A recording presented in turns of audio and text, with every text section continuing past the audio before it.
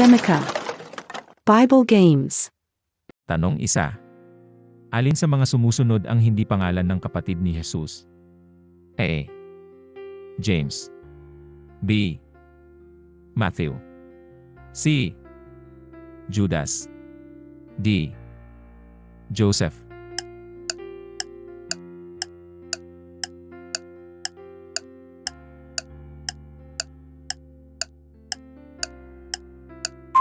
Ang sagot ay B. Matthew. Mark 6:3. Hindi ba ito ang karpintero? Hindi ba ito ang anak ni Maria at ang kapatid ni James, Joseph, Isay, Judas, at Simon? Hindi ba't narito ang kanyang mga kapatid na babae sa atin? At sila'y nagalit sa kanya? Tanong 2. Ayon kay Pablo, sino ang nagpapanggap si Satanas? A. Anghel ng liwanag. B. Anghel ng pag-ibig. C. Anghel ng awa. D. Anghel ng kadiliman.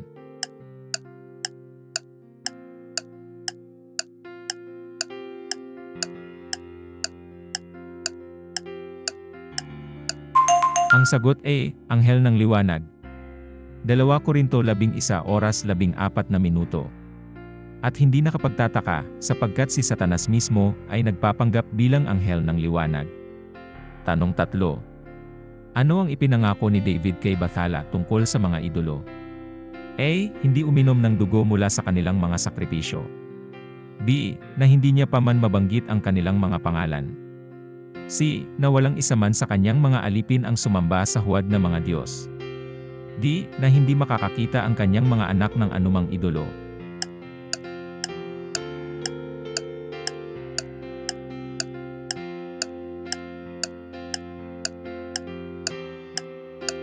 Ang sagot B. Na hindi niya pa man mabanggit ang kanilang mga pangalan. Mga awit 16:4. Ang mga sumasamba sa ibang mga Diyos ay magdurusa ng lalong marami. Hindi ko pagpapahid ng dugo ang ganyang mga Diyos o pagbanggit man lamang ng kanilang mga pangalan sa aking mga labi. Tanong 4. Sino ang sumulat ng aklat ng mga Romano para sa may akda? A. Pablo. B. Tertius. C. Timoteo. D. Juda.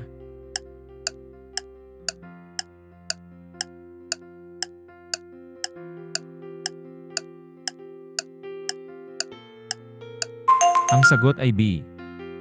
Tertius. Mga taga-Roma 16:22.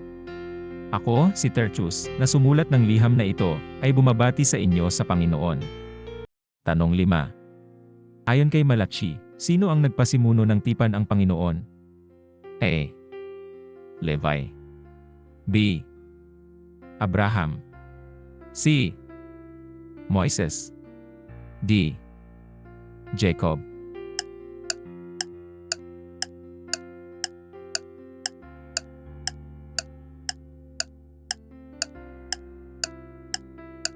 Ang sagot A.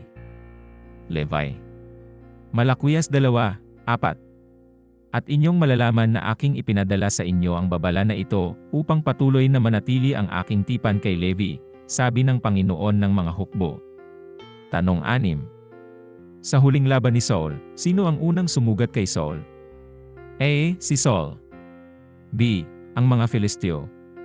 C. Ang kanyang tagapagsanggalang. D. Isang lalaki mula sa kampo ni Saul.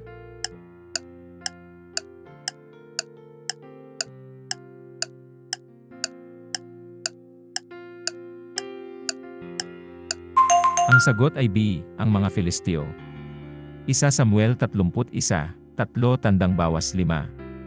Ang labanan ay naging malupit sa paligid ni Saul, at nang higitan siya ng mga pana, siya ay malubhang nasugatan. Sinabi ni Saul sa kanyang tagapagsanggalang, hugutin mo ang iyong tabak at dumanak ka sa akin, o ang mga taong hindi pa nabibinyagan ay paparoon at mag-aabuso sa akin.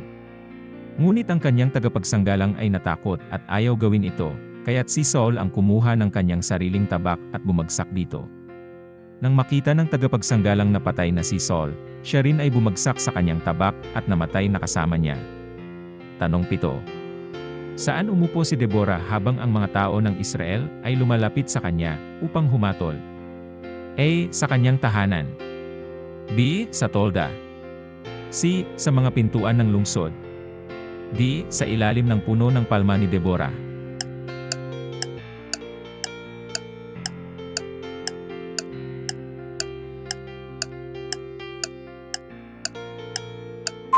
Ang sagot ay D. Sa ilalim ng puno ng palma ni Deborah.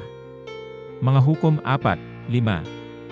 Siya ay nagpatupad ng korte sa ilalim ng punong-puno ni Deborah sa pagitan ng Rama at Bethel sa burol ng Ephraim, at ang mga Israelita ay pumunta sa kanya upang ipasya ang kanilang mga di pagkakaunawaan.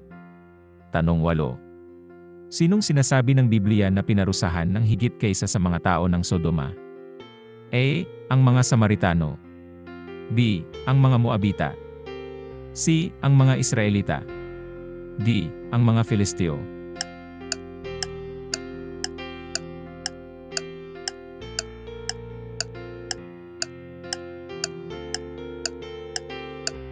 Ang sagot ay C. Ang mga Israelita.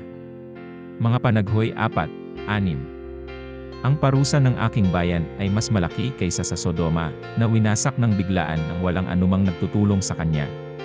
Tanong 9. Ano ang pangalan ng anak na babae ni David? A. Abigail. B. Tamar. C. Hannah. D. Bathsheba.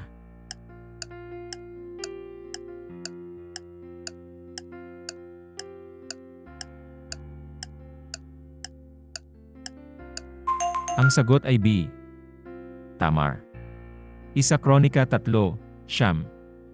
Lahat ng ito ay mga anak ni David, bukod sa kanyang mga anak sa kanyang mga kasambahay. At si Tamar ay kanilang kapatid. Tanong 1-0. Anong pangalang Babiloniko ang ibinigay kay Daniel? A. Ashpenaz. B. Melzar. C. Cyrus. D. Belteshazzar.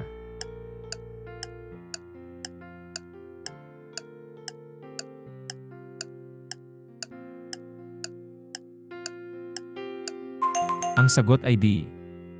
Belteshazzar. Daniel 1:7.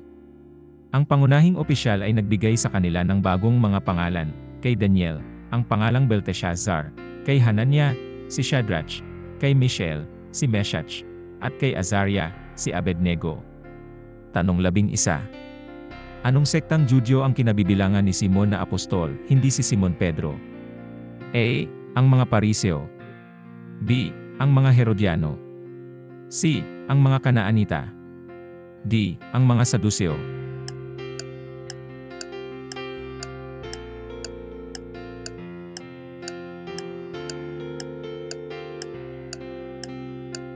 Ang sagot ay C. Ang mga Kanaanita.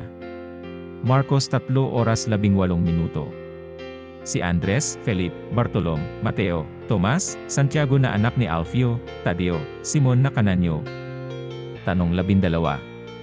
Ayon sa tatluhan, ano ang mali na ginagawa ni Diotrephes? A. Paninirang puri. B. Kasinungalingan. C. Pagnanakaw. D. Pangangalunya.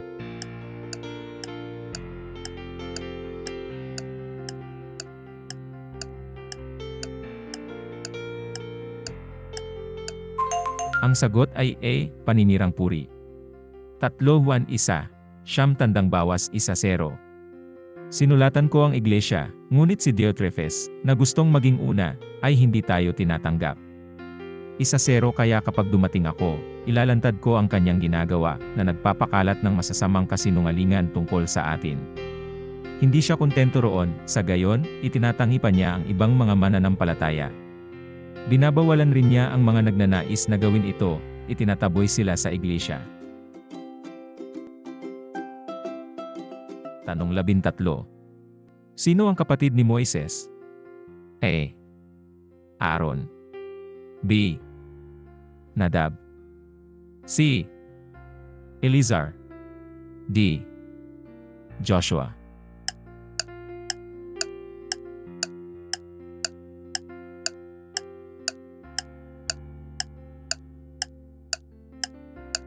Ang sagot ay A. Aaron. Eksodo 6:20. Nag-asawa si Amram ng kapatid niyang si Jocheb, na nagkaanak kay Aaron at kay Moises. Naging 137 taong gulang si Amram. Tanong 14 na. Sino ang sumulat ng aklat ng Jeremia? A. Jeremia. B. Hilkiah. C. Moises. D. Isaias.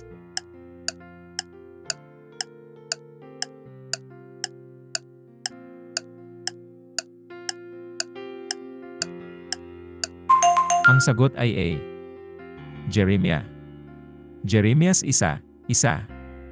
Ang mga salita ni Jeremia na anak ni Hilkiah, isa sa mga sacerdot sa Anathoth sa lupaing kabilang ng Benjamin. Tanong 15. Ano ang ipinag-utos ni David kay Solomon tungkol sa mga anak ni Barzillai? A. Sila ay itatapon. B. Sila ay kakain sa hapag ni Solomon. C. Sila ay papatayin. D. Sila ay bibigyan ng 50 tupa.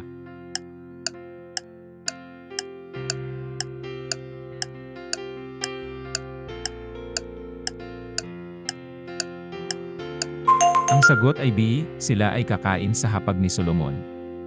Isa Hari 2:7.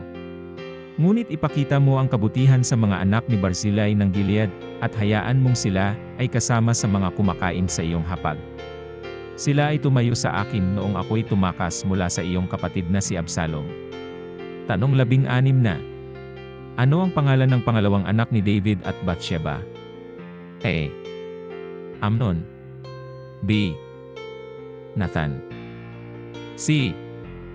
Solomon. D. Absalom.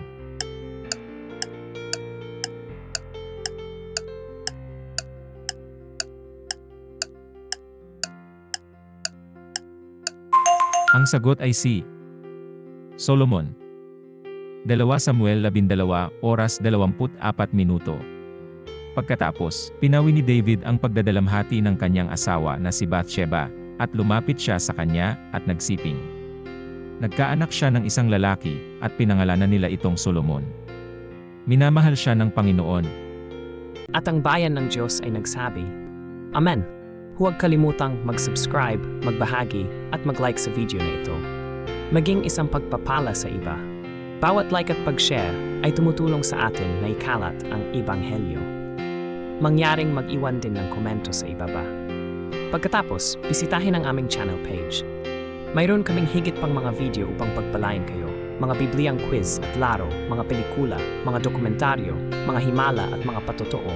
Isang araw-araw na plano ng pagbasa sa Biblia, mga dasal, mga aral, mga video para sa mga Kristiyanong bata, musika, at marami pang iba.